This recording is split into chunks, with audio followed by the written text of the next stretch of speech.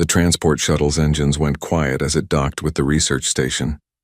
David Cole grabbed his equipment bag and waited for the airlock to finish cycling. He had traveled 3 months to reach this place, and his body still felt heavy from the artificial gravity adjustments. The airlock opened with a soft hiss. A tall alien with purple skin and 4 arms stood waiting. Her face held the kind of smile that barely hid impatience. "David Cole, I am Director Rin. Welcome to Harmony 7. She looked at his bag with curiosity. "What is all that equipment?" David lifted the heavy bag slightly. "Standard safety gear from Earth. Scent blockers, calming compounds, pressure suits rated for extreme conditions." Rin's smile grew wider, though her eyes showed confusion. "Safety gear? Mr. Cole, this is a xenobiology research station. We study peaceful creatures from civilized worlds. You will find our work quite tame compared to whatever adventures you imagine." Another human appeared behind Rin. She was shorter than David, with dark hair tied back in a practical style. "I'm Paula Ruiz, communications officer. Been here 2 years now." She shook his hand and gave him a look that seemed to say, "We'll talk later." Rin led them through clean white corridors lined with observation windows. Behind the glass, various alien creatures moved about in comfortable habitats. David saw something like a 6-legged deer, a floating jellyfish that glowed softly, and a small furry animal that played with a ball. "Beautiful facility," David said, though his trained eye noticed something odd. None of these creatures showed any defensive behaviors, no territorial displays, no aggression signals. They were all remarkably calm. "We house specimens from 47 different worlds," Rin explained with obvious pride, each one carefully maintained in conditions matching their home environments. "Our success rate for keeping them healthy is 98%. They entered a large briefing room where several other aliens waited. An insectoid being with green shell plating nodded to David. 2 smaller aliens that looked almost like upright lizards whispered to each other. "This is Drev, our security chief," Rin said, gesturing to the insectoid. "And these are members of our xenobiology team." David set down his bag and sat. Rin activated a display showing charts and images.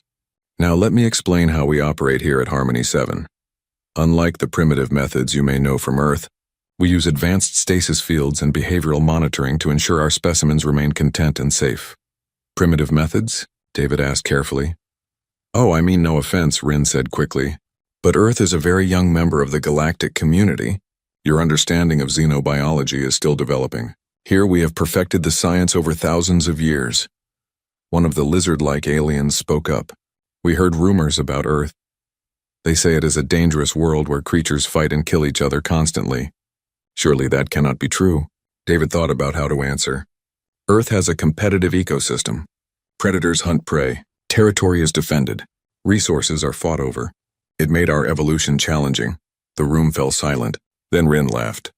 It was a musical sound, but clearly dismissive. "Deathworlders are a myth, Mr. Cole.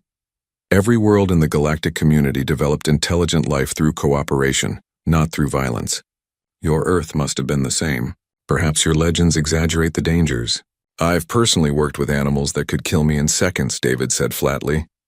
"Bears, big cats, venomous snakes. Even our herbivores can be deadly if threatened." The other aliens exchanged glances that David recognized. They thought he was either joking or delusional. Paula leaned forward. "Director, perhaps we should explain to David about how different our evolutionary paths are." Rin nodded. "Of course. You see, Mr. Cole, in civilized space, no world has these predators you describe. The most dangerous animal on my homeworld is a creature roughly the size of your hand. It has a mild bite that causes itching. That is the extent of danger in nature throughout known space." David felt a chill run down his spine. These people had no concept of real danger. They had never faced an animal that saw them as food. They had never needed to develop the instincts that every human child learned. "Director, I need to understand something," he said slowly. "If a dangerous creature somehow got loose in this station, what would your protocols be?" Drev answered. "We would activate containment fields, use bright lights and sound to guide it to an empty section, then peacefully return it to its habitat." "Bright lights and loud sounds?" "Yes. They work on every species we have encountered." David started to explain why that would be a terrible idea for a frightened predator, but Paula caught his eye and shook her head slightly. "Later," her expression said. The briefing continued. Rin showed him his quarters, his work schedule, and the various laboratories he would have access to. Everything was efficient and well organized. It was also completely unprepared for anything actually dangerous. As they finished the tour, alarms began sounding. Not emergency alarms, but notification chimes. Rin checked a display on her wrist. Ah, interesting.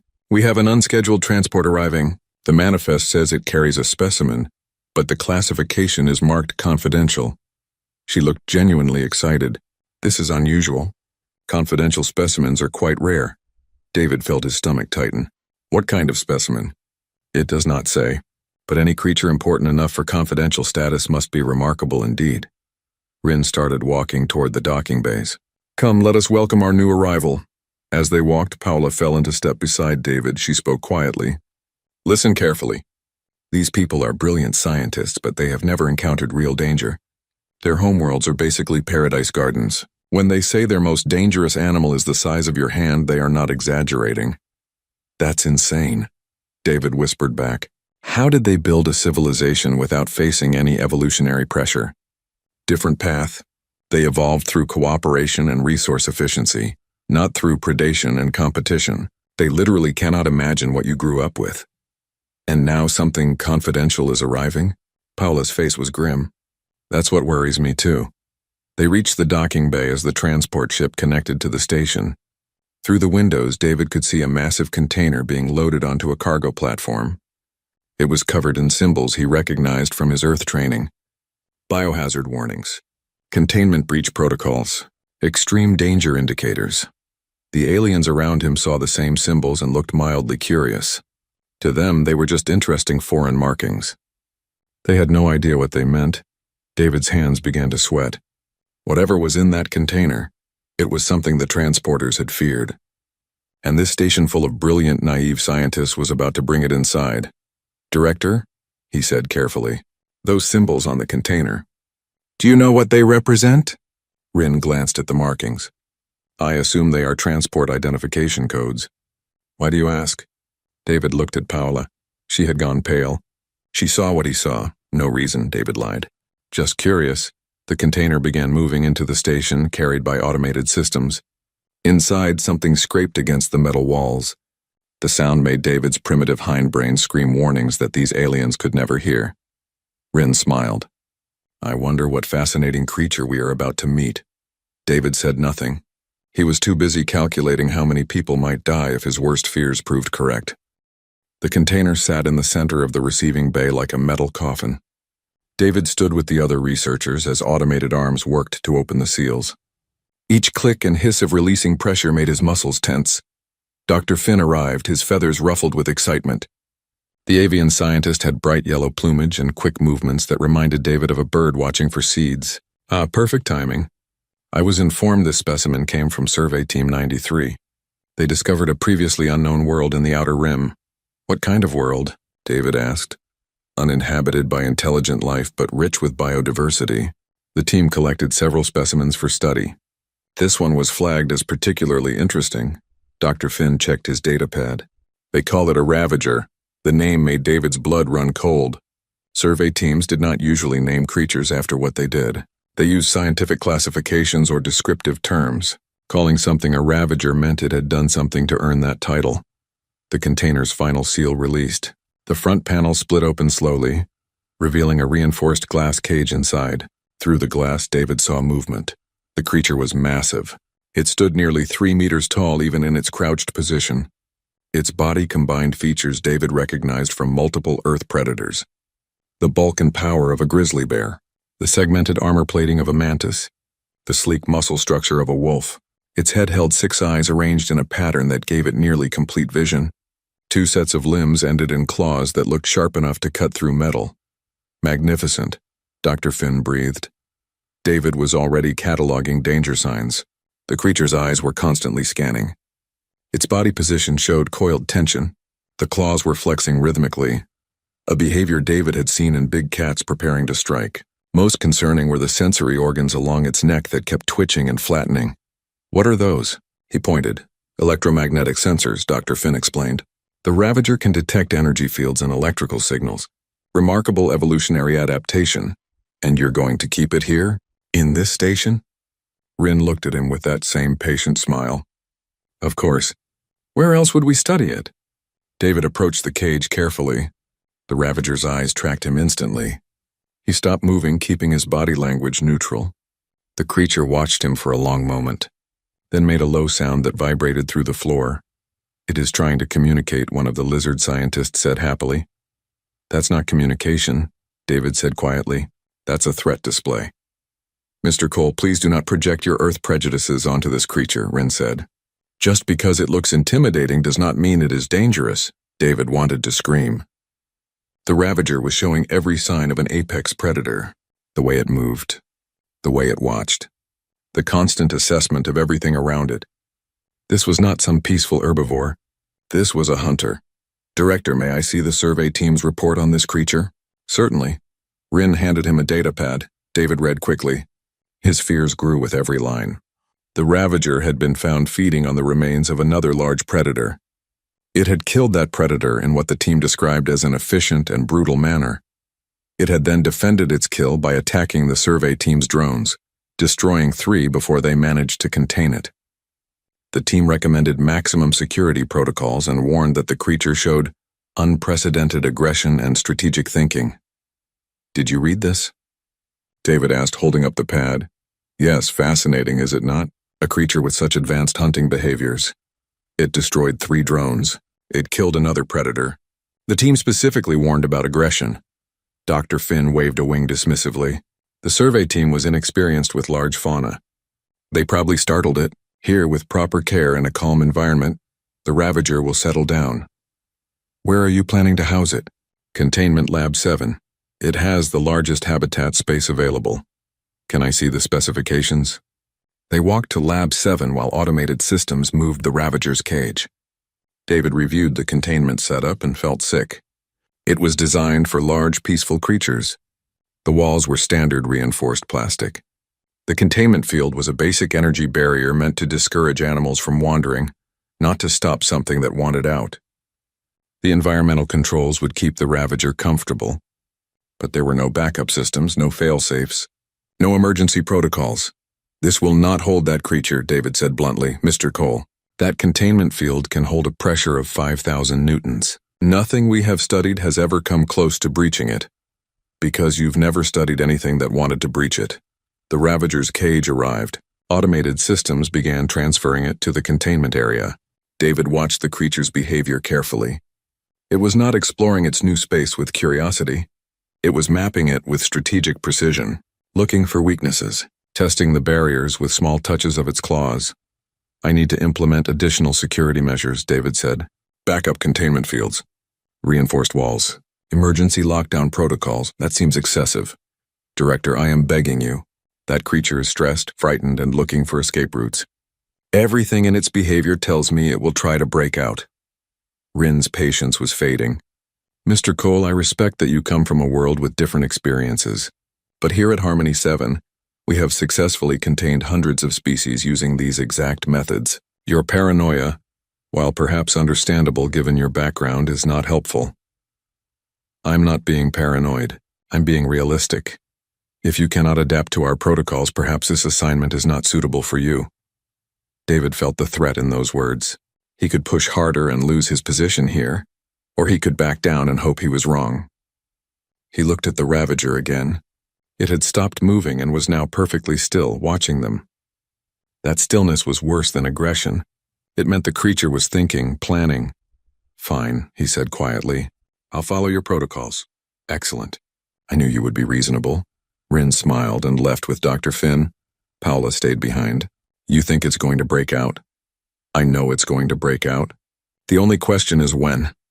David pointed at the containment field. See how the energy signature pulses? That's painful to the Ravager's sensors. Every pulse is like someone shining a bright light in your eyes. It's being tortured by the very system meant to keep it safe. Why don't they see that? Because they've never needed to. Their animals don't have those kinds of sensors. They don't think about pain responses or stress behaviors. He ran a hand through his hair. That creature comes from a world like Earth, I'd bet anything. High gravity, competitive ecosystem, evolutionary pressure from multiple predator species. It spent its whole life fighting to survive. and now it's trapped in a box that hurts it. What do we do? I'm going to sleep here, near the lab. When it breaks out, and it will, someone needs to be close enough to respond. David, if you're right about how dangerous it is, being close won't help. It will kill you. He looked at the Ravager. It looked back. For a moment, he swore he saw understanding in those alien eyes. Maybe, but I have to try. Over the next 3 days, David barely left the area. He watched the Ravager constantly, documenting its behavior. The creature was methodical. It tested different sections of the containment field, probing for weaknesses. It timed the guard patrols. It measured the distance to the exits. It was planning an escape with more intelligence than any non-sapient creature should possess. He reported everything to Rin. She thanked him politely and did nothing. Other staff began avoiding him. He heard whispers. The paranoid human. The nervous newcomer. The one who could not adapt. His reputation was dying, but he could not make himself leave the area. On the third night, Paola brought him food. You look terrible. I can't sleep. Every time I close my eyes, I see that creature getting loose. The station thinks you're overreacting. The station has never seen anything die. He took the food gratefully. Paola, how many death worlds has the galactic community found? Including Earth? 3. The other 2 were quarantined before contact was established. Why? Because the survey teams were terrified. They found worlds where everything was trying to kill everything else. They saw animals that hunted in packs, plants that trapped prey, ecosystems built on violence. It was so alien to them that they sealed the planets and left. And then they found Earth. And you humans seemed friendly enough that they thought maybe they'd been wrong about the others. She paused. Were they wrong? I don't know. But I know that creature in there is from one of those worlds, and we're treating it like it's harmless. The lights dimmed for station night cycle. David settled against the wall, trying to rest but keeping his eyes on the containment area. The Ravager was pacing now, moving back and forth in a pattern. It had been doing that for 6 hours, then it stopped. The creature stood perfectly still in the center of its enclosure. Its sensory organs were flat against its neck. Its claws extended fully. Every muscle in its body tensed. No, David whispered. Not yet. The Ravager turned its head and looked directly at him. Then it charged the containment field with explosive speed. The impact shook the entire lab. Alarms began screaming. The energy barrier held, but barely. Cracks appeared in the reinforced glass. David was already running for the emergency panel. Paola, activate station-wide alert. It's happening. The Ravager hit the field again. This time something broke. Sparks flew. The barrier flickered. All personnel, this is an emergency. Paola's voice came over the speakers. Containment breach in Lab 7. This is not a drill. The third impact shattered the field completely. The Ravager stepped through the broken barrier and into the station proper. It looked around once, oriented itself, and then began moving with terrifying purpose toward the residential sections, where 200 sleeping people had no idea death was coming for them. The sound of tearing metal echoed through the corridors as the Ravager ripped through a sealed door like it was paper.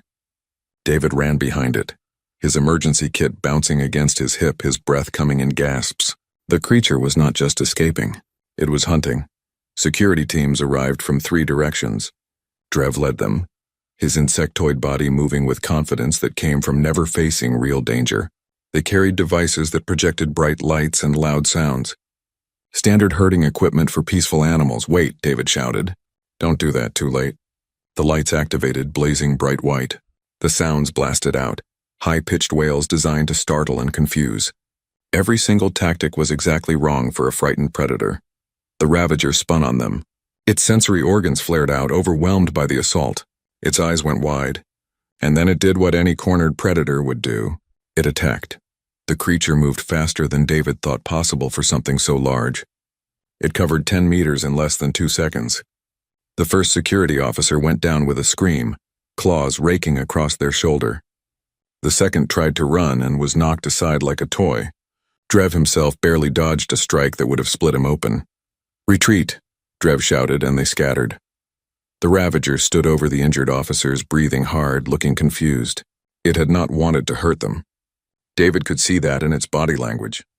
But they had attacked its already overwhelmed senses, and instinct had taken over. Now it was more stressed than before. More dangerous. The creature turned and continued moving. David checked the station map on his wrist display. The residential sections were straight ahead. If the Ravager reached them, the confined spaces and sleeping people would create a massacre. He ran ahead, taking a maintenance tunnel that cut through several sections. His lungs burned. His legs ached. But he reached the main corridor before the creature did. He stood alone in the wide passage between the Ravager and 200 innocent lives. "What are you doing?" Paula's voice crackled in his earpiece. "David, get out of there." "Can't. Someone has to stop it. It will kill you." "Maybe." He could hear the Ravager approaching. The scrape of claws on metal. The heavy breathing. The sound of something large and powerful moving with purpose. David opened his emergency kit and pulled out the tools he hoped would save his life. Scent blockers went on his wrists and neck. They would reduce his biological signature, make him seem less like prey. He pulled out a small device the size of a coin and held it ready. The energy dampener had cost him 6 months' salary. Right now it was worth every credit. The Ravager rounded the corner. Up close it was even more terrifying. Each claw was as long as David's hand. Its armored hide looked thick enough to stop bullets. 6 eyes focused on him with intelligence that was almost human. This was not a mindless beast. This was a thinking, feeling creature that had been pushed too far. David made himself small. He bent his knees slightly, lowered his shoulders, kept his arms loose at his sides. Every instinct screamed at him to run. He ignored those instincts. Running would trigger the chase reflex. Running would mean death. The Ravager took a step closer, then another. It was testing him, trying to understand why this prey was not fleeing. David started speaking. His voice was low and steady, barely above a whisper. "Easy. Nobody's going to hurt you. I know you're scared. I know you're in pain, but I can help." The creature tilted its head. The words meant nothing to it, but the tone carried meaning. Non-threatening. Calm. Safe. On the cameras, someone was shouting over the station speakers. "He's just standing there. Why isn't he running?" Rin's voice high with panic. "Mr. Cole, evacuate immediately." "That's an order." David ignored them all. He kept his eyes lowered, not making direct eye contact. Direct eye contact was a challenge. He kept breathing slowly, controlling his fear. Animals could smell fear. They could hear it in breathing patterns and heart rates, in the tiny sounds a body made when it was terrified. The Ravager moved closer. 3 meters away. Close enough that David could smell it. A mix of musk and something sharp like ozone. Close enough to see the patterns on its armored hide. Complex and beautiful. Close enough that if it decided to strike, he would not even have time to scream. 2 meters.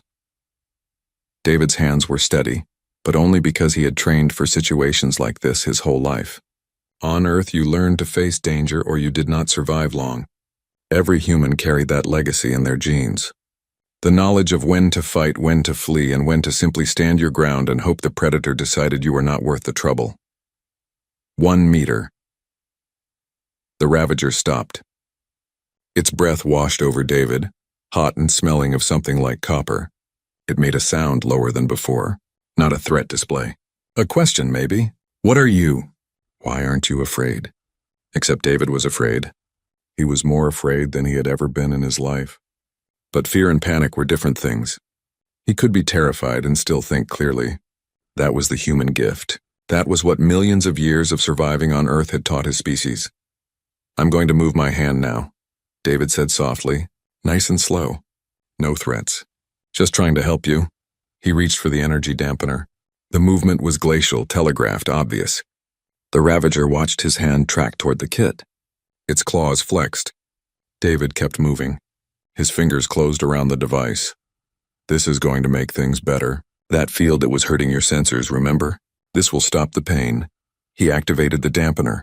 The device hummed to life, creating a bubble of energy that canceled out the painful frequencies the containment field had been producing. The effect was immediate. The Ravager's sensory organs, which had been pressed flat against its neck, slowly lifted. The tension in its body decreased. Its eyes, which had been wide with stress, narrowed to a normal state. The pain that had been driving it into increasingly aggressive behavior simply stopped. The creature made a sound David had not heard before. Something like a sigh mixed with a purr. Relief. "Yeah," David whispered. "I know, it hurt. You didn't understand why. Nobody was listening when you tried to tell them." He took a step forward. The Ravager did not move. Another step. The creature watched him but showed no signs of aggression. David was now close enough to touch it. "Everyone's watching," Paula said quietly in his earpiece. "The whole station. They can't believe what they're seeing." David raised his hand. Slowly, carefully, giving the Ravager every chance to move away or reject the contact. His hand rose higher, higher, and then he pressed his palm against the armored hide of the creature's chest. The armor was warm. He could feel the massive heart beating underneath, fast but steady. The Ravager looked down at his hand, then back at David's face. For a moment, nothing happened. Then the creature lowered its head slightly and leaned into the contact. David began to stroke the armored plates gently. His movements were firm but not aggressive, confident but not dominating. This was not petting. This was communication through touch. "I am not a threat." "You are not a threat. We can both be safe here." "Impossible," someone breathed over the speakers. But it was not impossible. It was just understanding. On Earth, humans had learned to communicate with wolves and turned them into dogs. They had learned to understand horses and ride them. They had learned to read the behaviors of animals far more dangerous than themselves and found ways to coexist. This was the same skill applied to an alien creature. The Ravager's breathing slowed. Its aggressive posture relaxed. After a few minutes, it actually sat down, the way a big cat might. It was still massive, still dangerous, still capable of killing David in a heartbeat. But it had chosen not to. It had chosen trust instead. David kept one hand on the creature and started humming. It was a low sound, rhythmic and calming, a tune his mother had hummed when he was scared as a child. The Ravager's eyes began to close halfway, the universal sign of a relaxed animal. "David," Paula said. "What now?" "Now I take it home. Back to the containment area. But we do it right this time. The containment system is destroyed. Then we build a new one that doesn't hurt it, one that meets its needs instead of fighting against them." He started to move, keeping contact with the Ravager the whole time. The creature stood and walked beside him. To anyone watching, it looked like the most dangerous predator in the galaxy had become a tame pet. But David knew better. This was not taming. This was respect. This was understanding. This was two creatures from violent worlds recognizing each other and choosing peace. They walked through the corridor slowly. Security teams followed at a distance, ready to intervene but not daring to get close. Scientists stood in doorways, watching with expressions of shock. Director Rin stood frozen at an observation window, her forearms hanging limp with disbelief. David walked on. One hand always on the Ravager, always maintaining that connection. He spoke constantly, his voice a continuous stream of calm sounds. The words did not matter. The tone was everything. "It's okay. Nobody's going to hurt you now. We're going somewhere safe. Somewhere better. I promise." The Ravager rumbled softly, a sound David chose to interpret as agreement. It took an hour to reach the containment area. An hour of slow walking, of constant contact, of building trust with every step. When they arrived, David looked at the destroyed lab and shook his head. "Paula, I need a new space. Somewhere bigger, and I need access to environmental controls. You can have Lab 12. It's twice the size of 7. "Good. Tell the engineering team I'm redesigning everything. No more painful energy fields. No more protocols designed for peaceful animals. We're doing this the Earth way." He looked at Director Rin, who had followed them. "I'll need approval for significant changes to station containment systems." Rin nodded slowly. She looked like someone whose entire worldview had just shattered. "You have it. Whatever you need." David worked through the night. The Ravager stayed close to him, never more than a few meters away. It watched as he reconfigured the containment area, removing the painful energy barriers and replacing them with simple physical walls that the creature could see and understand. He adjusted the lighting to levels that would not hurt its sensitive eyes. He modified the environmental controls to match the conditions of the creature's homeworld as closely as possible. When he was done, he led the Ravager into the new enclosure. The creature explored it carefully, testing each surface, examining every corner. Then it found a spot near the transparent viewing wall and settled down. David sat on the other side of the wall. The Ravager positioned itself so it was directly across from him, only the transparent barrier between them. It made a low sound, almost content. "Yes," David said, exhaustion finally catching up with him. "I'll be here." "You're not alone." He leaned back against the wall and closed his eyes. Within minutes, he was asleep. The Ravager watched over him through the barrier, a predator guarding the one creature who had bothered to understand it. Sunlight from the nearby star streamed through Lab 12's viewing windows. David woke with a stiff neck and sore muscles from sleeping against the wall. The first thing he saw was the Ravager, still lying in the same position, watching him with calm eyes.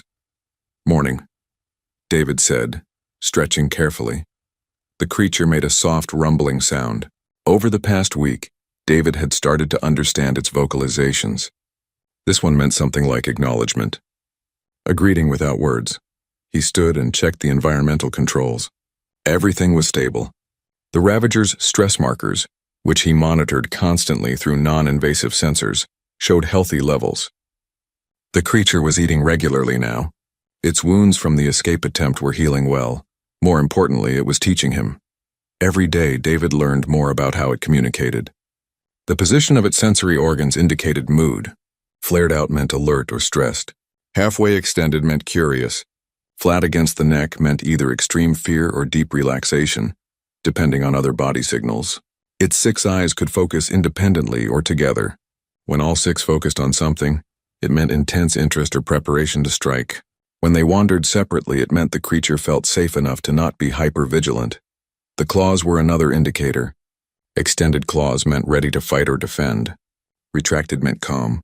But there was a third position David had discovered, where the claws were partly extended and flexing rhythmically.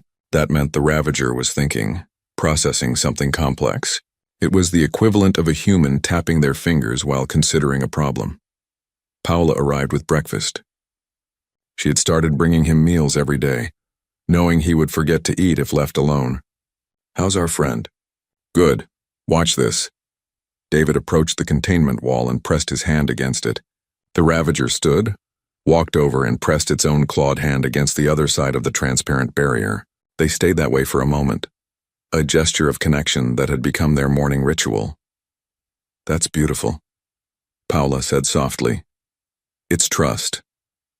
David moved to the access panel. "I'm going inside today. Are you sure that's safe?" "Safe? No, but necessary. The Ravager needs more than just a comfortable cage. It needs interaction. It needs mental stimulation. It's too intelligent to just sit in there forever." He had spent the week preparing.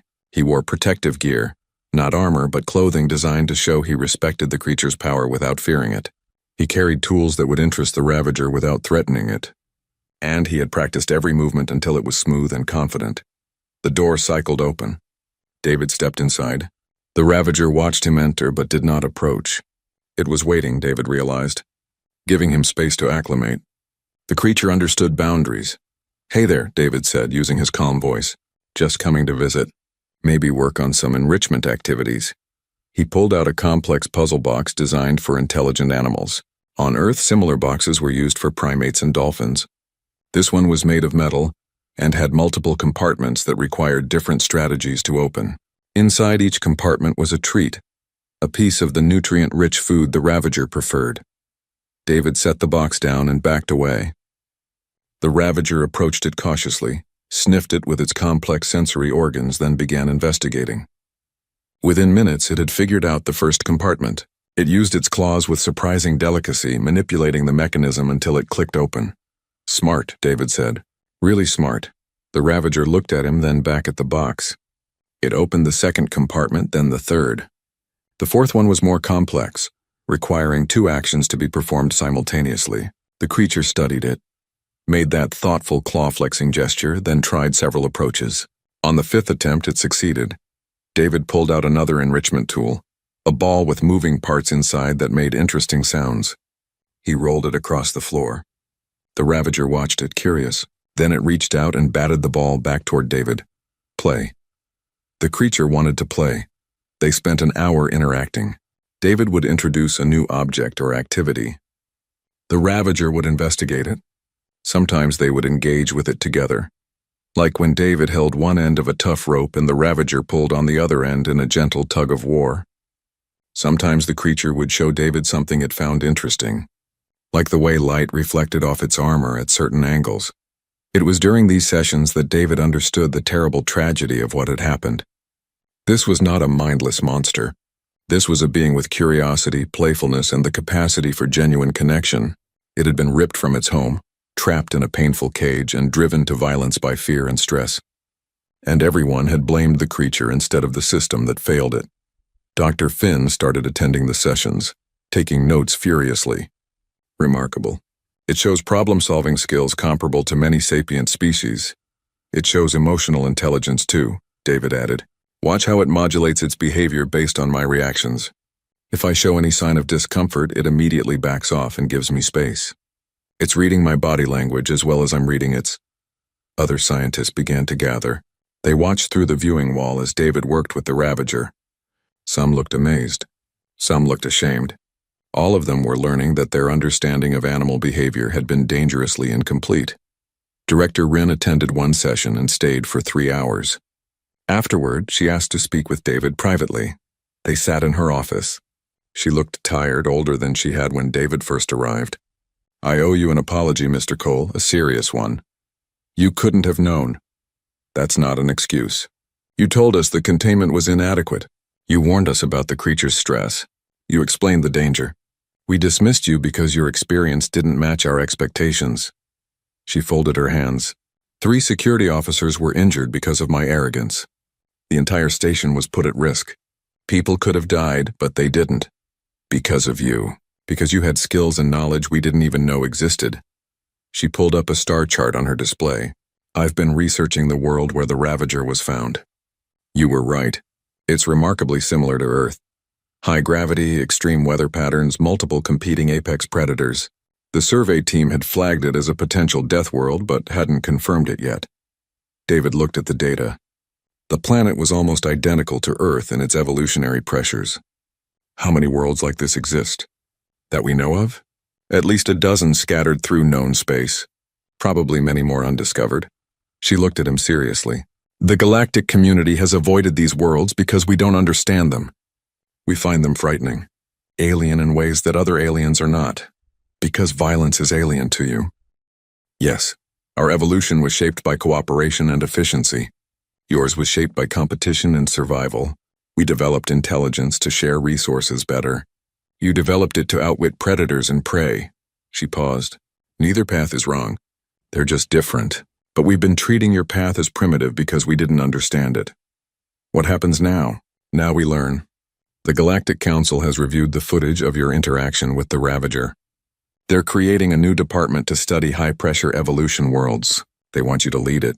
David blinked. Me? You have knowledge the galaxy needs. There are more worlds like Earth out there, more creatures like the Ravager, and we have no idea how to coexist with them safely. You do?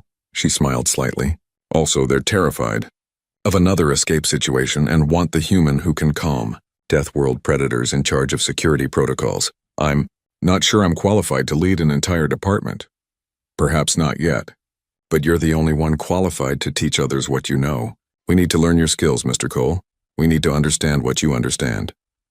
David thought about the Ravager. About Earth? About all the humans who had learned to read animal behavior because their survival depended on it. That knowledge had always seemed primitive to the wider galaxy. Now it was valuable. I have conditions, he said. Name them. Earth can't be dismissed as a backward world anymore. My people have skills and knowledge that took millions of years to develop. We're not lucky primitives who got smart enough to join the galaxy. We're survivors who earned every bit of our intelligence through hardship. Agreed. Second, any creature from a high-pressure world gets proper protocols immediately. No more assumptions that they're like other animals. No more painful containment systems. We treat them with the respect they deserve. Agreed. Third, I want to bring in more humans. Other specialists who understand different aspects of Earth ecology. Marine biologists who work with sharks. Herpetologists who handle venomous snakes. People who understand predators from professional experience, not academic theory. I'll authorize recruitment immediately. Rin stood and extended a hand. Welcome to your new position, Director Cole. David shook her hand, still processing what had just happened. I need to check on the Ravager. Of course. But David, one question. When you stood in front of that creature, knowing it could kill you, what were you thinking? He considered his answer carefully. I was thinking that it was scared and in pain. That it didn't want to hurt anyone but didn't know how to make the pain stop. I was thinking that if I could just show it that not everything in this place was a threat, maybe it would choose peace over violence. He paused, and I was thinking about every human who ever faced down a predator and survived because they understood instead of feared. Understanding instead of fear, Rin repeated. Perhaps that's the lesson we all need to learn. David returned to Lab 12. The Ravager was waiting near the door as if it had known he would come back. He entered the enclosure and sat down. The creature approached and, in a gesture that had become familiar over the past week, gently rested its massive head against David's shoulder. He reached up and stroked the armored plates, feeling the warmth of the creature beneath. Looks like we're going to be working together for a while. That okay with you? The Ravager made its contented rumbling sound. Yeah, me too, David smiled. You know what the best part is? They're starting to understand. Not just about you, but about where you come from. About how there are different kinds of intelligence, different kinds of strength. He continued stroking the armor gently. You're not a monster. You're just a survivor like me, like every human, like every creature from worlds that demanded we be tough or die. Through the viewing wall, scientists gathered to watch. Not with fear anymore, but with curiosity and respect. They were beginning to learn that the galaxy was bigger and more complex than they had imagined. That Deathworlds were not myths but realities, and that the creatures from those worlds, human or otherwise, had valuable lessons to teach. David sat with the Ravager for hours, both of them comfortable in the silence. Two beings from violent worlds finding peace and understanding. It was a small moment in a vast galaxy, but it was also the beginning of something important. A bridge between different kinds of evolution, different kinds of intelligence, different ways of surviving in an infinite universe. 3 months had passed since the Ravager's escape.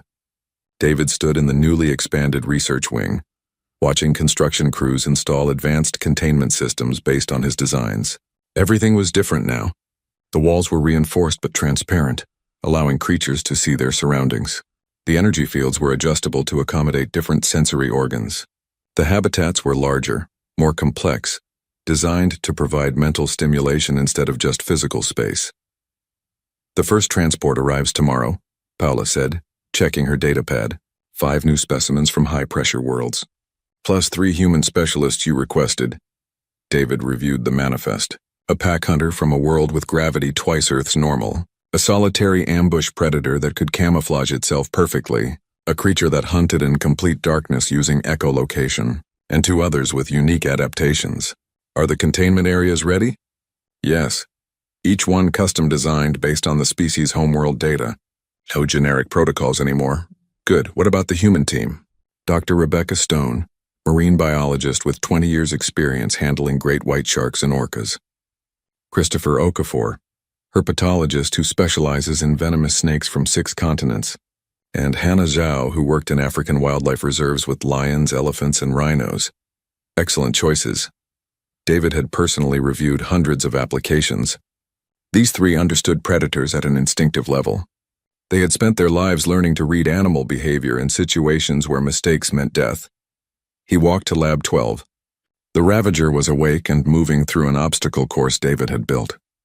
The creature navigated it with grace, leaping between platforms, squeezing through narrow passages, solving puzzles to access treats. It had gained weight, its armor shone with health, and its movements showed none of the stress from those first days. Morning, David said as he entered. The Ravager immediately abandoned the obstacle course and trotted over. It pressed its head against David's chest in their customary greeting. He wrapped his arms around the massive head, feeling the steady breathing, the relaxed muscles. Trust. Big day today. We're getting ready for new arrivals. Other creatures like you. Dangerous, intelligent, from worlds that made them strong. He scratched behind where the sensory organs connected to the skull, a spot the Ravager particularly enjoyed. I'll be spending less time here for a while. Training other people. Teaching them what you taught me. That okay?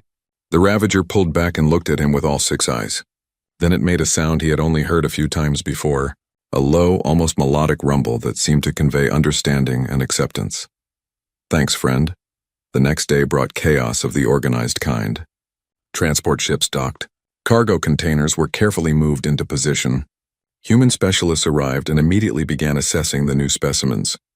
David coordinated everything, moving between containment areas, checking protocols, making sure nothing was overlooked. Dr. Stone stood in front of the pack hunter's container, her eyes bright with professional interest.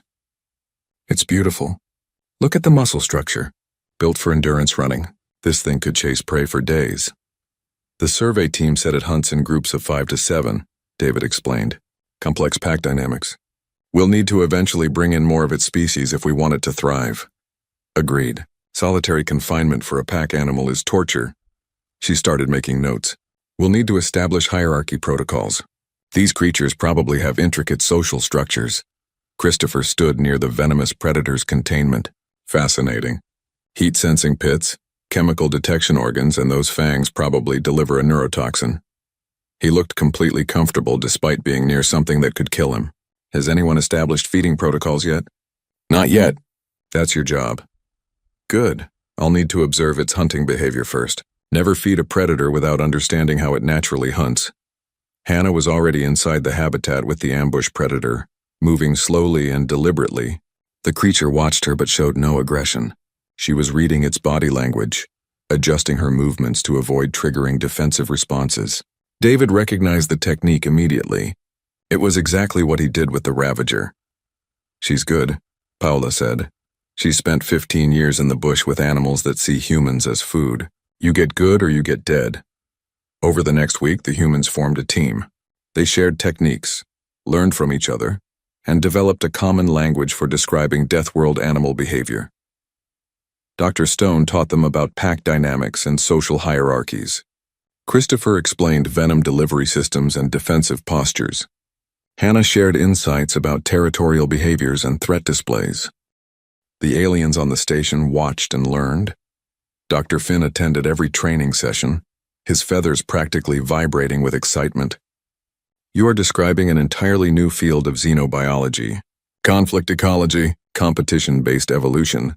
We have no theoretical framework for this. Then we'll build one, David said, based on observation and practical experience. Director Rin attended a demonstration where David worked with the Ravager while explaining his methods to a group of alien scientists. Notice how I maintain constant awareness of its body position. The way it holds its claws tells me its emotional state. The position of its sensory organs indicates stress levels. Every movement it makes is communication if you know how to read it. But how do you know what each signal means? One scientist asked. Pattern recognition. I watch the same signal repeatedly and correlate it with other behaviors. If the creature flares its sensors every time before it becomes aggressive, I learn that's a warning sign. If it makes a specific sound when it's content, I learn that's a positive indicator. He stroked the Ravager's armored hide. It takes time, patience, and willingness to admit when you're wrong. Is it safe to be that close? No, it's never completely safe. This creature could kill me before I could react. But safe and trusted are different things. I trust this animal to choose not to harm me, and it trusts me to respect its boundaries. That mutual trust is what makes this possible. Another scientist raised a tentacle, but you said trust, not taming. What is the difference? Taming means breaking an animal's will until it obeys you. Trust means understanding an animal's nature and working with it instead of against it. This creature isn't tamed. It's still fully capable of violence. It's still an apex predator with all its instincts intact. But it chooses to be peaceful because it's not threatened, not in pain, and not trapped without options. The demonstration continued for 3 hours. David showed how he introduced new enrichment activities, how he monitored stress levels, how he provided mental stimulation appropriate for an intelligent predator. The Ravager cooperated with everything, demonstrating the bond they had built. Afterward, Rebecca approached him. That was masterful. You've accomplished with an alien predator what took humans thousands of years to achieve with wolves. The principles are the same. Respect, consistency, clear communication. The species doesn't matter as much as understanding that these creatures are intelligent beings deserving of dignity. The Galactic Council is watching our work closely, Hannah added. Rin told me they're considering changing first contact protocols for high-pressure worlds. No more quarantines. Instead, they want teams like ours to establish communication and understanding. That's ambitious and dangerous, but necessary. There are dozens of these worlds in known space, maybe hundreds. If the galaxy is going to include them in the community, someone has to bridge the gap. Someone has to teach both sides how to coexist. David thought about that. About humans who had spent their entire evolutionary history learning to coexist with danger. About the Ravager and others like it. Creatures powerful and intelligent but treated as monsters because they were different. About the possibility of bringing together two very different kinds of civilization. We'll need more people. A lot more. Specialists in every kind of dangerous animal. Trainers, handlers, behaviorists. People who understand that intelligence comes in many forms. Already working on it, Paula said. I've got requests from 57 human experts who want to join the program. Anthropologists who study tribal cultures. Martial artists who understand combat dynamics. Even a few special forces soldiers who know how to read environments where everything is a potential threat. Soldiers? People who survive in war zones develop skills similar to yours. They learn to read body language under stress, assess threats instantly, make life or death decisions based on subtle cues. Those skills translate. David had never thought of it that way, but she was right. The skills that let humans survive on a death world were the same skills that let them survive in combat, handle dangerous animals, or navigate any high-stakes situation. Those skills were valuable, necessary. He spent the evening in Lab 12 with the Ravager. The creature was resting but opened its eyes when David entered.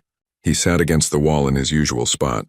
The Ravager shifted position to lie closer to the transparent barrier between them. A lot has changed, David said quietly. 3 months ago you were a terrified animal in a cage designed by people who didn't understand you. Now you're the foundation of a whole new approach to xenobiology. You're teaching an entire galactic civilization that different doesn't mean dangerous and dangerous doesn't mean evil. The Ravager made a soft sound. Not quite a purr, but something similar. Contentment. I want you to know something.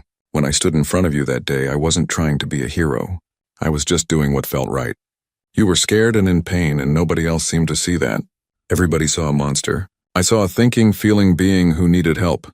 He pressed his hand against the barrier. Thank you for not killing me. Thank you for trusting me. Thank you for being you. The Ravager pressed its own clawed hand against the opposite side of the transparent wall, matching David's position. They stayed that way for a long moment. Two beings from violent worlds connected by understanding that transcended species. Paula watched from the observation area. Beside her, Rin and Dr. Finn stood silently. They're remarkable together, Dr. Finn said softly. I've never seen anything like it. It's not remarkable to them, Paula said. This is normal. On Earth, humans live with dangerous animals all the time. They raise dogs descended from wolves. They ride horses that could kill them with one kick. They swim with dolphins and work alongside creatures that have every physical advantage over them. They learned millennia ago that coexistence is possible if you respect the other species. We never learned that lesson, Rin said. We never needed to. Our worlds gave us everything. No predators to fear, no competition for resources, no pressure to develop these kinds of skills. She watched David and the Ravager. I wonder what else we've missed because our evolution was too easy. Not too easy, Paula corrected. Just different. You developed other skills. Technology, cooperation, social organization. Earth gave humans one kind of intelligence. Your worlds gave you another. Neither is superior. They're just suited to different challenges. But when those challenges meet, Dr. Finn said, like when a death world predator ends up in our care, our intelligence fails us. That's why we need both kinds of intelligence working together. Paula smiled. That's what this place is becoming.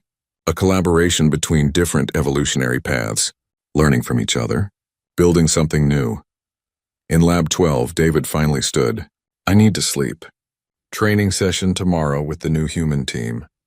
We're going to work on reading pack dynamics with Dr. Stone's group. The Ravager stood as well, stretching in a way that reminded David of a cat. It walked to its resting area, circled twice, and settled down. But it kept its eyes on David until he left, watching over him the way it had since that first night. As David walked to his quarters, he thought about the future. More high-pressure worlds would be discovered. More creatures would need proper care. More bridges would need to be built between the violent and peaceful parts of the galaxy. It was daunting. It was necessary. And for the first time in his life, David felt like his skills, the skills every human developed just by growing up on Earth, were not just useful, but essential. The galaxy was bigger than anyone had imagined, and it needed Deathworlders to help navigate its dangerous corners, not because they were better than others, but because they understood things that others didn't, because they spoke a language of survival that the peaceful species had never needed to learn. It was a good feeling. Being needed, being valued, being understood. 6 months after the Ravagers' arrival, Harmony 7 looked completely different. New wings had been added to house high-pressure world specimens. Training facilities occupied an entire deck, where alien scientists learned human techniques for handling dangerous creatures. A library of behavioral data grew daily, cataloging everything from threat displays to courtship rituals across dozens of Deathworld species. David walked through the main research corridor, greeting staff as he passed. The fear that had permeated the station after the escape was gone, replaced by cautious respect and genuine curiosity. Scientists who had once dismissed his warnings now sought his advice. Security teams trained in his protocols. Even the station's automated systems had been reprogrammed to recognize stress behaviors in predatory species. He reached Lab 12 and stopped. Through the viewing wall, he saw something that made him smile. The Ravager was not alone. 3 alien scientists were inside the habitat with it, moving slowly and carefully, practicing the body language techniques David had taught them. The creature watched them with interest but no aggression, occasionally making soft sounds when they did something correctly. Rebecca joined him at the window.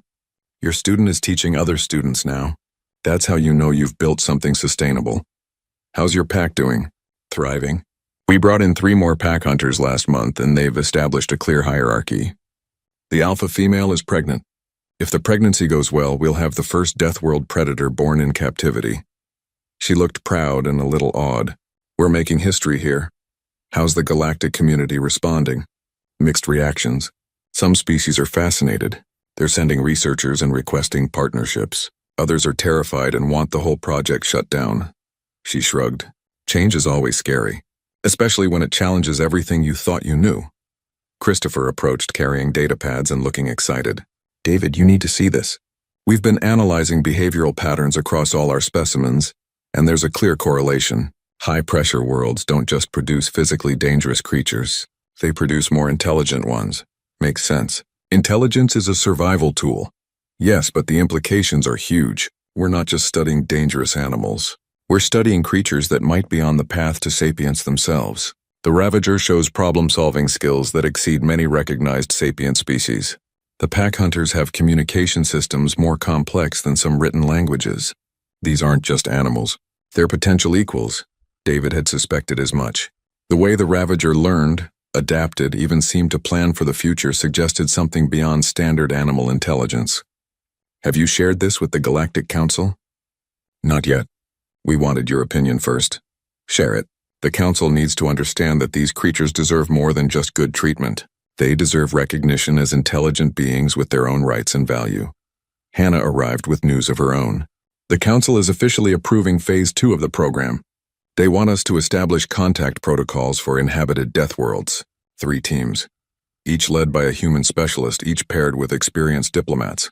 The goal is to make peaceful contact with sapient species from high-pressure worlds. That's ambitious. It's necessary. We've proven we can handle Deathworld creatures. Now we need to prove we can build relationships with Deathworld civilizations. She paused. They want you to lead the first contact team for a world designated as Priority 1. David felt his stomach tighten. Which world? They're calling it Terra 2. Gravity 0.2 higher than Earth, aggressive megafauna, complex predator-prey dynamics, and evidence of tool-using proto-sapients who hunt in organized groups. David, they found a world that's basically Earth 40,000 years ago. The implications hit him immediately. This was a chance to meet a species like ancient humans, to see what his ancestors might have been like, to possibly guide another Deathworld species toward the stars. When do we leave? 3 months. You'll have time to train your replacement here and assemble your team. That evening, David made his usual visit to Lab 12. The alien scientists had left and the Ravager was alone. It perked up when David entered, rising from its resting spot and approaching the barrier. David went inside the habitat. Over the months, this had become routine. The creature no longer needed the barrier between them. It had proven countless times that it chose peace over violence. understanding over instinct. The Ravager pressed against him, and David wrapped his arms around its massive neck. I have news. I'm going to be leaving the station for a while, leading an expedition to another death world, meeting new species, teaching them what I taught you. The creature made a questioning sound, a rising tone that indicated uncertainty. I know. I'll miss you too. But Rebecca will take care of you. She understands you almost as well as I do. And I'll come back. I promise. He scratched the spot behind its sensory organs. You're going to do something important while I'm gone. Those scientists you were working with today? They're going to keep learning from you. You're the proof that Death World creatures can be trusted, that we're not monsters, that we're just survivors who learn different lessons. The Ravager rumbled, a sound David had come to recognize as acceptance. It understood in its own way that change was necessary. That growth meant moving forward. They sat together for hours. David talked about his plans, his fears, his hopes for what Terra 2 might teach them. The Ravager listened, occasionally making soft sounds, its presence a comfort.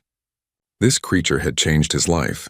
It had validated everything he believed about the value of understanding over fear. It had shown the galaxy that Deathworlders were not myths or monsters, but beings worthy of respect. The next 3 months passed quickly. David trained his replacement, a young alien named Torval who had natural talent for reading body language. He assembled his team for Terra 2, choosing specialists who understood not just animals but entire ecosystems. He prepared protocols for first contact with potentially hostile species, drawing on human history of both successful and failed encounters. On his last day at the station, Director Rin called a formal gathering. The main conference room was packed with staff from dozens of species. She stood at the front, her forearms spread in a gesture of respect. 6 months ago, this station faced a crisis that exposed our ignorance. We had built our understanding of xenobiology on incomplete data, assuming all life evolved as we did. We were wrong. She gestured to David. David Cole showed us that intelligence takes many forms, that survival itself is a kind of wisdom, that the creatures we feared were simply beings we failed to understand. She activated a display showing images from the past months, the Ravager learning to solve puzzles, pack hunters working together, the ambush predator allowing scientists to study it up close, human specialists teaching alien researchers, the transformation of the station from a place of fear to a place of learning. Thanks to the work done here, the Galactic Council has revised its stance on high-pressure worlds. No more quarantines. No more dismissing entire planets as too dangerous. Instead, we reach out with understanding. We learn. We bridge the gap between different kinds of evolution. She looked directly at David. And we have you to thank for starting us on this path. The room erupted in applause. David felt his face flush. He had never wanted recognition. He had just wanted to help a frightened creature in pain. Everything else had grown from that simple act of compassion. Thank you, Director, he said when the noise died down. But I didn't do this alone. Every person in this room contributed. The alien scientists who put aside their fear to learn. The human specialists who shared their knowledge. The support staff who rebuilt this station into something new. He paused. And especially the creatures themselves. The Ravager trusted me when it had every reason not to. That trust is what made everything possible. He looked around the room. I'm leaving for Terra 2, but the work here continues. You're building something important. A framework for understanding life that evolved differently than yours, for respecting danger without fearing it, for seeing value in creatures and civilizations that survive through strength instead of cooperation. His voice grew stronger. The galaxy is bigger than we imagined. There are more death worlds out there, more creatures like the Ravager, more species like humanity, and they all deserve a chance to be understood, not just feared. More applause. Then the gathering shifted to a more casual atmosphere. People came up to David, shaking his hand, wishing him luck, asking final questions. Rebecca promised to send regular updates about the Ravager. Christopher gave him a data chip containing all their behavioral research. Hannah presented him with a gift from the human team, a jacket with patches representing every Deathworld species they had successfully worked with. Finally, late in the station's night cycle, David made his last visit to Lab 12. The Ravager was waiting as if it knew this was goodbye. David entered the habitat one final time and sat down. The creature lay beside him, its massive head resting on his lap. This is it, friend. Tomorrow I leave for Terra 2, but you'll be okay. Better than okay. You're the ambassador for every Deathworld creature now, the proof that we're not what they feared. He stroked the armored plates gently. When I first saw you, you were terrified and violent, driven by pain to lash out. Look at you now, calm, healthy, teaching others. You've grown so much. The Ravager made a sound he had never heard before. It was low and complex, almost melodic, and it seemed to carry weight beyond simple animal communication. David could not translate it, but he understood the meaning. Gratitude, respect, friendship, I'll miss you too. They stayed that way until David's body demanded sleep. When he finally stood to leave, the Ravager stood with him and walked to the exit. It pressed its head against David's chest one last time, and David held it tight. Goodbye, friend. Thank you for everything you taught me. He left without looking back. If he had, he might not have been able to leave at all. The transport to Terra 2 departed the next morning. David watched Harmony 7 shrink in the viewport, becoming a point of light among countless others. Somewhere in that station, the Ravager was teaching alien scientists that Deathworld creatures could be trusted. Somewhere in the galaxy, more high-pressure worlds waited to be understood. Somewhere in the universe, humans and their Deathworld cousins were finding their place. Paula, who had volunteered to join his Terra 2 team, stood beside him. Nervous? Terrified. We're about to make contact with a species that evolved like we did. Violent world. Survival-focused development. They might see us as threats or prey, or competition, or they might see us as kin. She smiled. You faced down the Ravager with nothing but understanding and courage. You can handle this. The Ravager was alone and confused. These are organized hunters with territory and tribal structures. It's different. The principles are the same. Respect, clear communication, recognition of their intelligence and dignity. You know how to do this, David. It's what humans have always done. We made peace with wolves and got dogs. We partnered with horses. We learned to coexist with every dangerous species on Earth. This is just the next step. David thought about that. About humanity's long history of turning enemies into allies, predators into partners. About the Ravager choosing trust over violence. About the possibility that another Deathworld species might make the same choice. You're right, he said finally. We're not conquerors or saviors. We're just translators. Bridges between worlds that speak different languages. The galaxy called us Deathworlders like it was a curse. We're going to prove it's a gift. The ability to understand violence means understanding how to prevent it. The capacity for danger means appreciation for peace. We're not here to tame Terra 2. We're here to learn its language and teach it ours. The ship jumped to faster-than-light travel, and stars stretched into lines. Somewhere ahead, Terra 2 waited. A world of danger and beauty, of violence and intelligence, of creatures that had earned their survival through strength and cunning. A world that deserved to be understood, not feared. David settled into his chair and pulled up the research data. He had 3 months of travel time to prepare.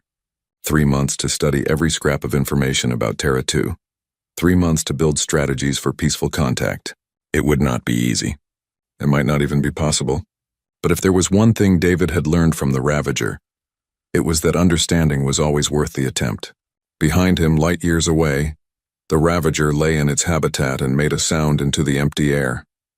A sound of farewell to the human who had saved it. A sound of hope that other Deathworld creatures would find the same understanding. A sound that carried across the void, unheard but not unmeant. In the infinite galaxy, on countless worlds shaped by violence and survival, life continued. Some of it peaceful, some of it dangerous, all of it precious, all of it worthy of respect. And now finally the galaxy was learning to see it all clearly, to understand that Deathworlds were not myths and Deathworlders were not monsters. They were simply survivors who had learned different lessons. Teachers of truths the peaceful species had never needed to know. Partners in a larger community that included all kinds of intelligence, all paths of evolution, all forms of life. The myth was dead. The truth was just beginning.